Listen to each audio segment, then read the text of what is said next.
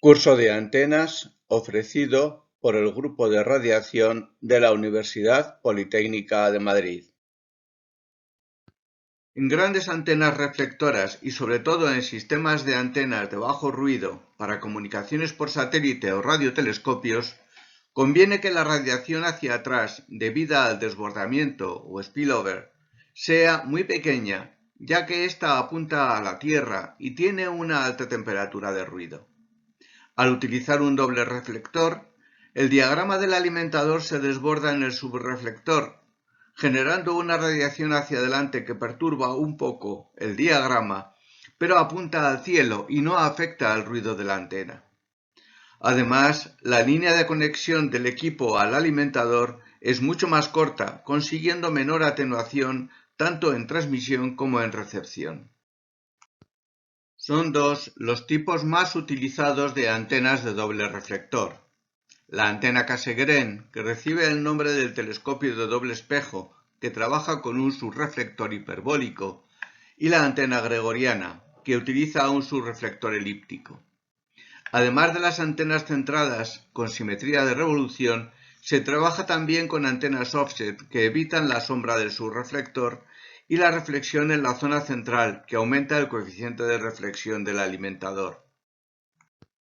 Una superficie reflectora formada por un hiperboloide de revolución refleja una onda esférica con centro en uno de los focos en la forma de otra onda esférica con centro en el otro foco.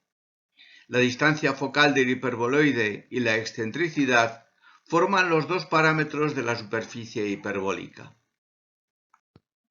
Cuatro parámetros determinan la estructura de la antena Cassegrain. El diámetro de la antena, que determina la ganancia final de la antena. La distancia focal del reflector principal, que en relación con el diámetro define el ángulo máximo de visión del borde del reflector. La distancia focal del hiperboloide, que define la posición del alimentador. La excentricidad del subreflector hiperbólico, que determina su posición y sobre todo su diámetro. La ganancia de la antena depende principalmente del tamaño eléctrico del reflector principal. Si suponemos que el rendimiento total de la antena está comprendido entre un 60 y un 80%, lo que incluye el rendimiento de apertura y las pérdidas por desbordamiento y por bloqueo, se puede hacer una estimación del diámetro en función de la ganancia requerida.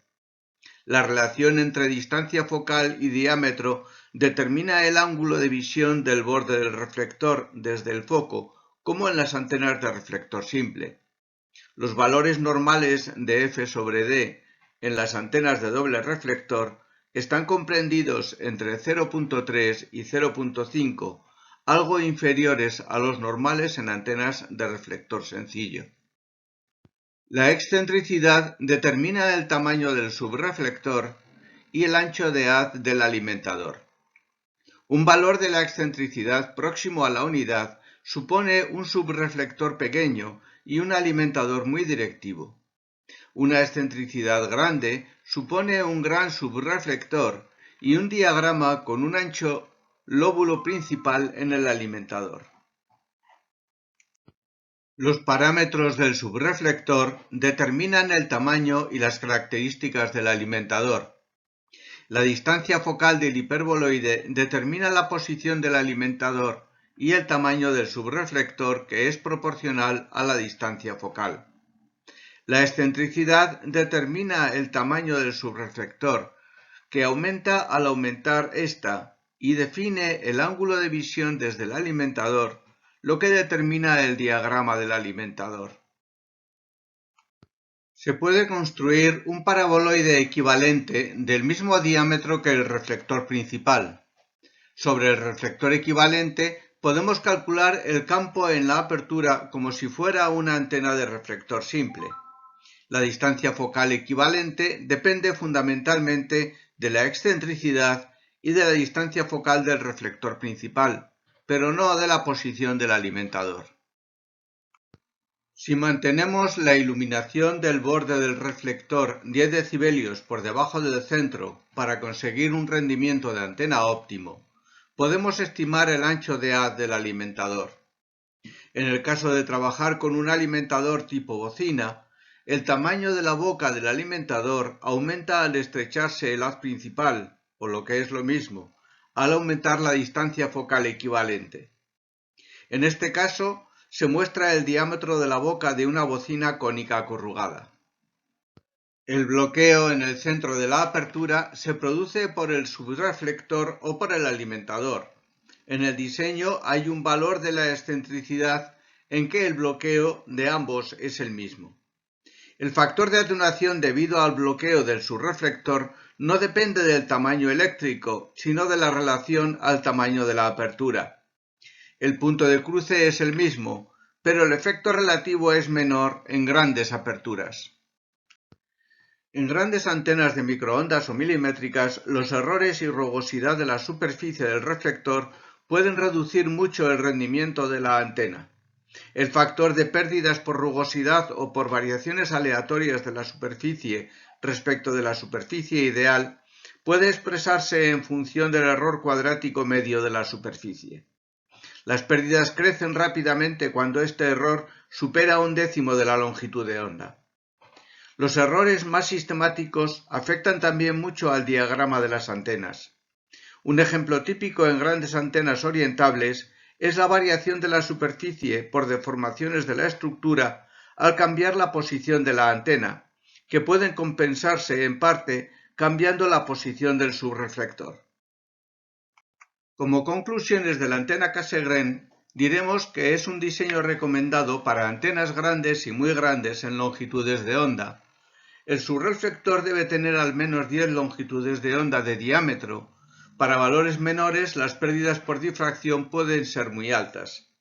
El rendimiento se mantiene estable entre un 60 y un 80% con el criterio de iluminación del borde de -10 decibelios. Depende de la forma de iluminación, la rugosidad y el tamaño eléctrico del reflector. El nivel de lóbulos secundarios y la polarización cruzada son menores que en antenas de reflector simple por la mayor distancia focal equivalente.